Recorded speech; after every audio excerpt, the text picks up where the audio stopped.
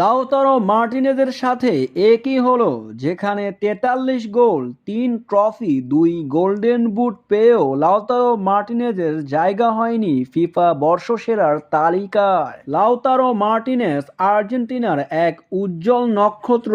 তার হাত ধরেই আর্জেন্টিনা অনেক শিরোপা জিতেছে, এমনকি তার ক্লাবও জিতেছে সেরিয়া। নিজেও অনেক পুরস্কারের দাবিদার হয়েছেন। তারপরেও কেন তার নাম ওঠেনি ফিফার বর্ষসেরার তালিকায়? ফিফার বর্ষসেরার তালিকায় আছে স্বয়ং লিওনেল মেসিও। এই তালিকায় যারা যারা আছেন তারা হলেন Bellingham, Carvajal, Haaland, Kroos, Mbappe, Lionel Messi, Rodri, Valverde, Vinicius junior, Wirtz, Yamal. এই 11 জনকে নিয়ে ফিফার বর্ষসেরার একটি তালিকা প্রকাশ করেছে ফিফা। লাউতারো মার্টিনেজ যেখানে ক্লাব কিংবা জাতীয় দলে সমান তালে পারফরমেন্স করেও জায়গা পায়নি ফিফার বর্ষসেরার তালিকায়। কোপা আমেরিকার এবারের আসরে সবচেয়ে বেশি গোল করেছেন লাউতারো মার্টিনেজ, তারপরেও সংক্ষিপ্ত তালিকায় তাকে দেখা যায়নি। তাই তো এবার ফিফাকে নিয়ে কড়া সমালোচনা হচ্ছে।